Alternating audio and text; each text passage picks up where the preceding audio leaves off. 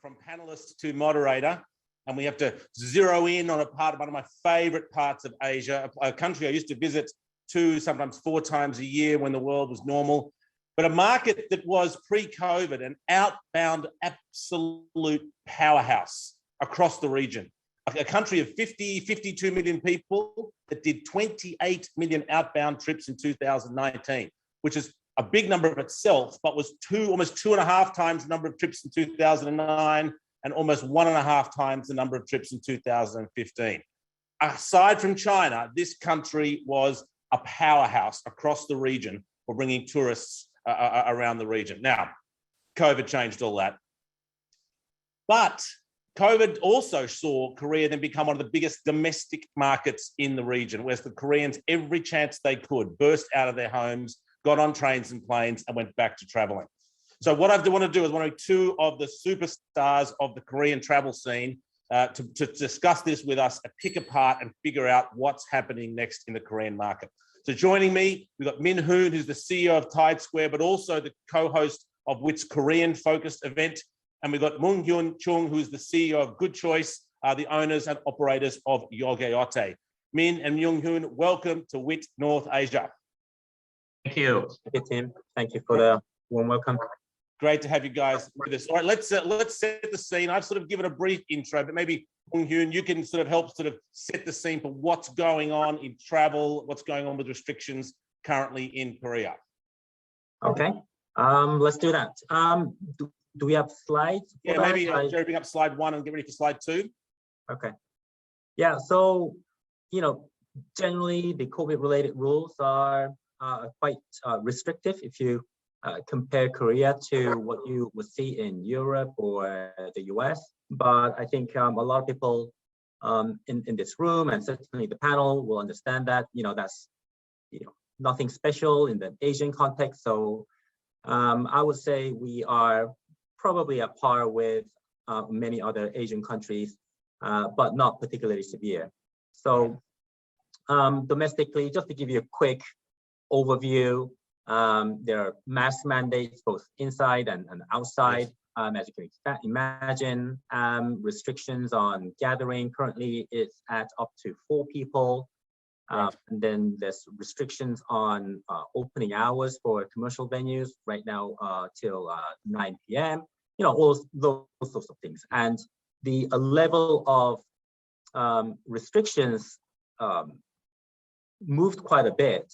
And then an interesting event was happened last November when the government finally decided, okay, we want to relax the restrictions a little bit, let people live. And at that time, we had up to 10 people of gathering allowed and no restrictions on opening. And then we actually saw a little bit of a bump in the outbound travel, but that was not meant to last very long. So if you look at the slides, slide up now. Yeah, so if you look at the slides, these are a summary of what happened in the last 2 years. I'd like you to see the November 2021 area. That's when the government decided to relax the rules a little bit. But after a month, because of the surge in the new cases, they became more conservative. So we're back to a very hunkering down mode. And I mean, give us your perspective. I know you're an expert in the sort of flight side of the business. Maybe tell us what was going on in the transport area. I mean, prior to this, I think Seoul Jeju was the #1 air traffic route in the world, right? Bigger than LA, New York, Chicago, Sydney, Melbourne, all that sort of stuff. So tell us what you saw going on the flight side of the industry. So Jerry, could you show me the slide 3, maybe? Yeah. Yeah, if we can. So, there we go. Yeah. So still, it's the busiest route in the world. It's been slightly increasing number of flights. But however, I'd like to pay more attention to Busan, the second largest city in Korea. There are differences depend on this test though, but now it's the second busiest route. It's grown more than 60% even compared to before the pandemic. So as you know, there has been 6 low-cost carriers in Korea. And on top of that, 3 more low-cost carriers started to fly during the pandemic. So because Korea has such a narrow region, Asian destinations such as Japan and China was main source for SSCs, but now their international operation is only about 2% of its capacity. So no wonder most of the supply has been turned to domestic. And on the other hand, number of railroad passengers decreased like 40% since pandemic. It's because they sold only limited seats, like empty the next seats, stuff like that, due to the COVID. So domestic airs definitely grabbed the demand. Yeah. And as the ASEAN Korean Air merger or acquisition or death battle, or whoever could declare a winner there, has that changed things on that front as well? Has that given the low-cost carriers more power, less power? So that yet we don't know, because they are waiting for the the governments, international governments approval right now. But definitely it will be a big game changer, because Asiana and Korean Air both have 3 SSC companies as their subsidiary companies. So it would be a big game changer. Excellent. Let's turn then back to the accommodation side. It's been a domestic-only market, as I mentioned in my intro. When Korea was on, when the market was open, it was a thriving, a booming domestic market. But what does that meant for Myunghoon? What does that mean for the accommodation providers in Korea living in a domestic-only world? Have they had to change the way they market, change their product, change the way they distribute? What changes have the accommodation providers gone through to survive in a domestic-only market? Yeah, absolutely. A very different environment compared to the pre-COVID, as same all over the world. But I think in Korea, the hotels, they really tried very hard to absorb the domestic travel demand. Yeah. So the things that they decided to start to do was to work very closely with local OTAs, global OTAs to some extent as well, to promote offerings. So give the nudge to the customers that there are very good deals out there that they can use to travel domestically. And this is not just for a destination vacations, but also staycations, right? A lot of hotels in Seoul, they struggled quite a bit. So they resorted to staycation as a way to fill up their rooms and increase the occupancy rate. So if you look at the slide there, if on the right side, it's interesting that the occupancy rate for the more countryside, the smaller cities, are higher because of the increase of travel.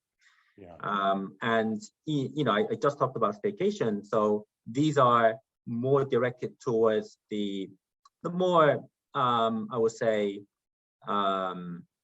mid-level hotels in Seoul, and relatively speaking, the top-end hotels are struggling even greater. I mean, I think the one thing that I want to mention here, though, is if you look at the left side. So, it's true that domestic travel increased, especially compared to 2020 in 2021, but it is not so much greater than what we saw in 2019.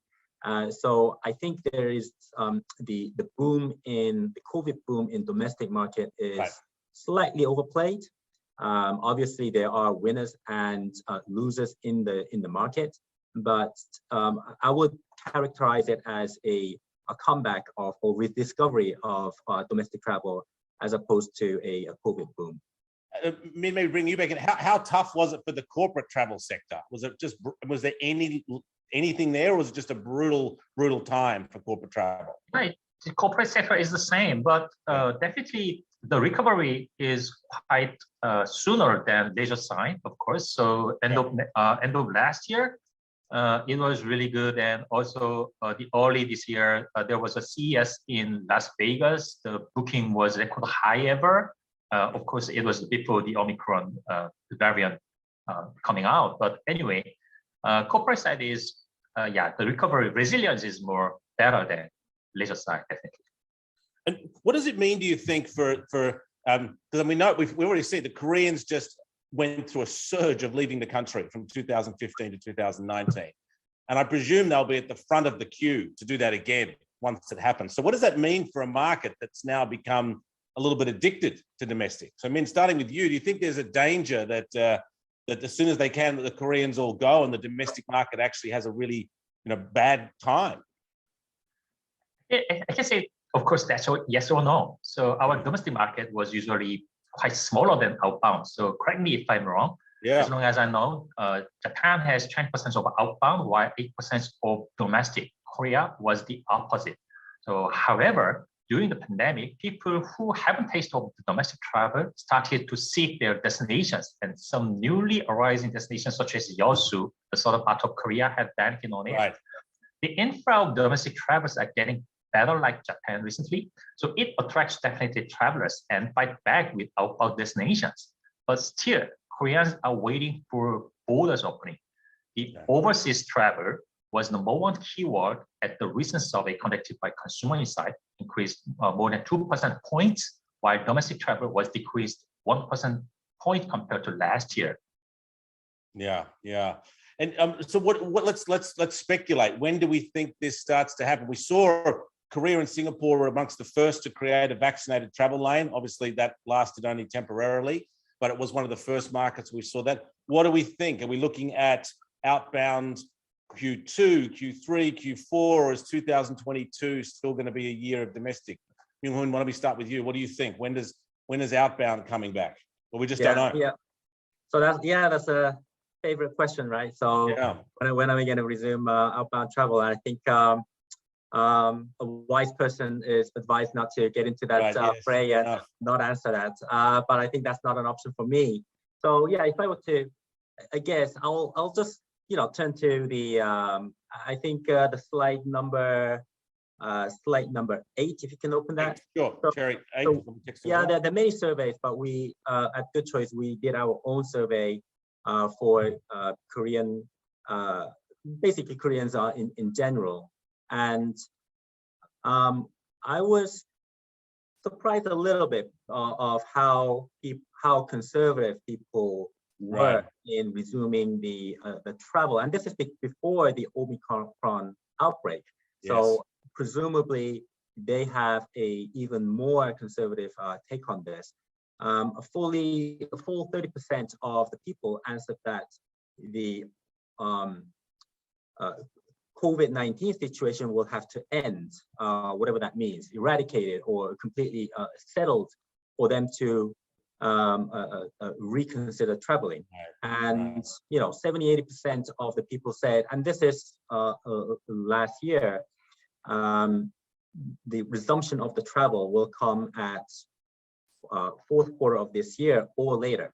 And I can imagine that has pushed back. So it's very difficult to make a prediction, as I mentioned, but I would be a little bit cautious in the timing of. I mean, I have no doubt when the clouds are cleared out, people will travel, and people will travel in a very large volume. But in terms of timing, it might take longer than that we had hoped for. Min, what do you think? I agree with Myunghoon, and I also don't want to make predictions here. But anyway, if I have to, it's totally depend on the situation, such as fatality rate and new variants and measures of government. Without this, maybe we can see the recovery from maybe this summer and full recover from the second half of the next year, I guess. Yeah. Well, the interesting comment you make, Yoon, about is it maybe generationally led? The people in their 60s and 70s, where health is a much more concerned thing. And we talked, in the early stage of this virus, it was 60-year-olds plus that really hit hard by it. Maybe, and that's the spending power. That's that baby boomer, kind of semi-retired, person with a lot of money and time. Maybe we see the sort of early outbound is people in their 20s, 30s, and 40s, maybe early 50s, but that economic block sort of holds back a little bit longer through health concerns. That's an interesting one. So I don't have the numbers here, but we do have the results, and it shows a bit of a U curve, right? So the people in the 20s and early 30s, they are more willing to travel without a complete confidence in a COVID situation. COVID situation. But people in their 30s and 40s, they are actually not that willing, because we think that's because oftentimes they travel with as a family and with Family, right? And with the kids, you do want to be extra careful, regardless of what the science says about the impact on minors. So I see there's definitely a difference across generations, across age groups, and I do think it will be the younger ones, and also those who will travel as couples without the kid, but healthy enough that they don't have to worry too much about the health. They will lead the pack in terms of resumption of the outbound travel. Right, correct. So last year we had we opened a border very shortly, and at the time the Maldives was our top destination. Right. So those who couples and who couldn't go to honeymoon during the pandemic situation. But even also on top of that, there are little family demand as well. So yeah, it's a little bit mixed, I think.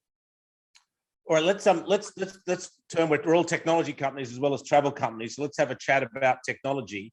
So, maybe starting with you, COVID, I like to sort of talk about a lot of downtime, in terms of demand, which gave the tech industry a chance to do work. I mentioned on the previous panel, we spent a lot of time on our connectivity tech, for example. Maybe give us a sense of what you saw in Korea from a technology perspective on product systems, whatever you saw. Tell us what sort of people spent their time and downtime doing in technology in Korea.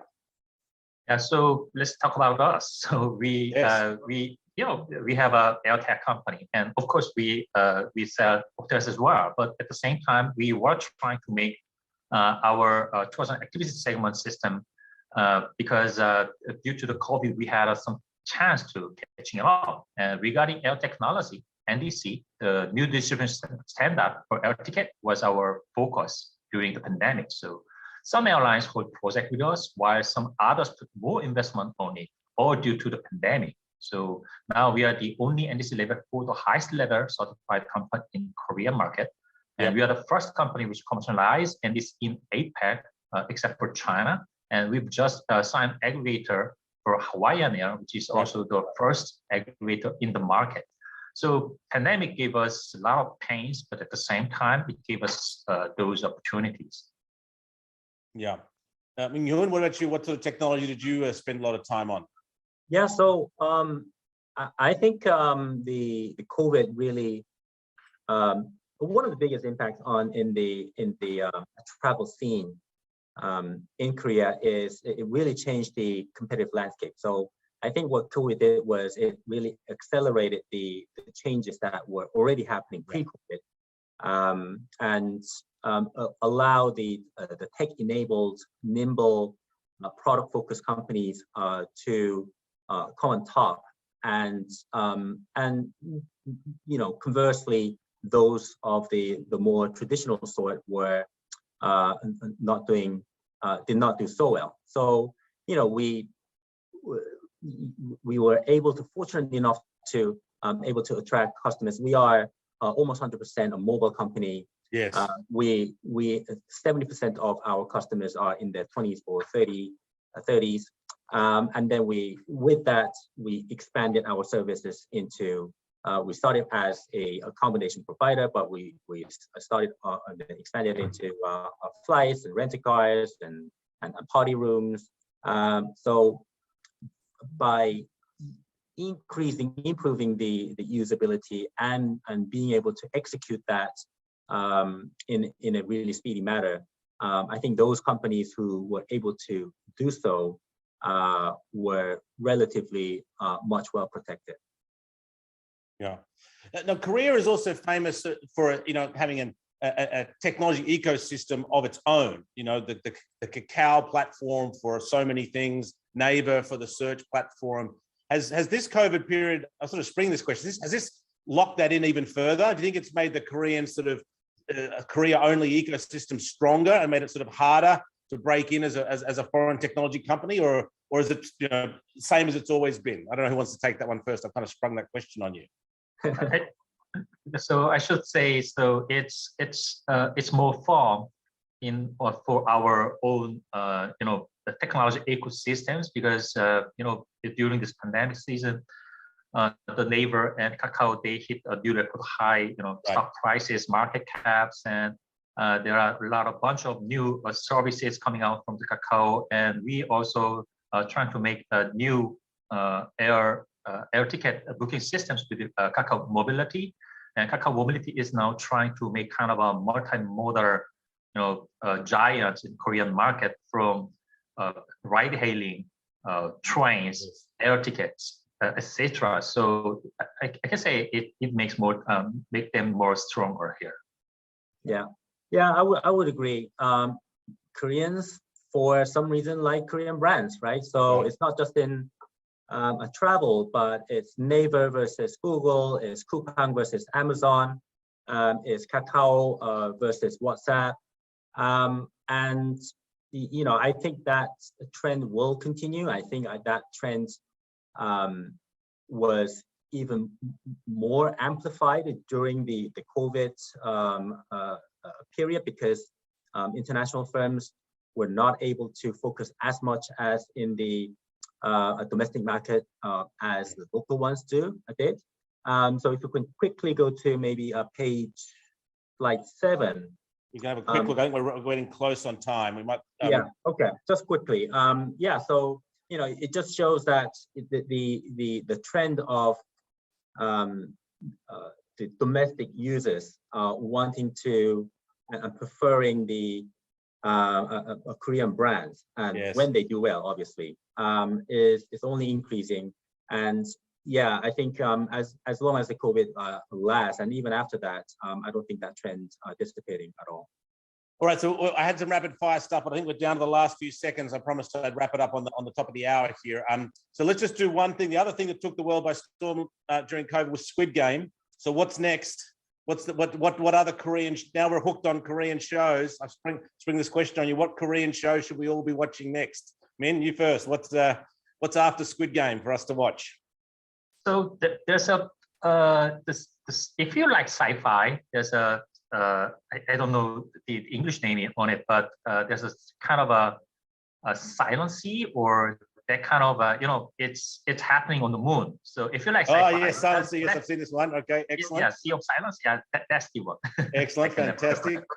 Myunghoon, last word to you. What's the next one after Squid Game we should be watching? Yeah, I'm definitely the wrong person to ask, but my message would be, well, don't just watch Korean movies, Korean shows. Come to Korea. Come to Korea, excellent. A lot of content that we have in addition to movies. So come to Korea. But for me, I've been enjoying Hellbound. I don't know how that translates, but that's the other one I've been enjoying. All right, on that note, we're not hellbound. The only way is up. Back to you, Jerry. Back to you, Suhun. Thank you very much, Min. Thank you very much, Myunghoon. Thank you so much. And yes, I'll see you guys in Korea one day. Hope so.